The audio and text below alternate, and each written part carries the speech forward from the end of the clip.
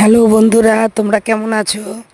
দেখো আমার বাগানে কি সুন্দর, আমার গাছে কত উচ্ছে হয়েছে। দেখো যে তুলছি আমি উচ্ছেগুলো, দেখো কত পুকুর জলের নিচের ধারে হয়েছে।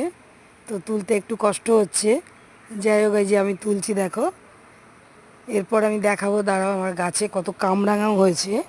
আমি কামরাঙাগুলো তোমাদের দেখাই। এই দেখো কত কামরাঙা হয়েছে, দেখতে পাচ্ছ? আরও অনেক কিছুই হয়েছে, তোমাদের দেখাচ্ছি। দেখো এই যে চিচিঙ্গে হয়েছে, কত সুন্দর সুন্দর জবা ফুল হয়েছে। তো যাই হোক, আমার বাগান দেখালাম বন্ধুরা, তোমাদের কেমন লাগলো দেখে আমাকে একটু জানিও সবাই। হ্যালো বন্ধুরা, তোমরা সবাই কেমন আছো?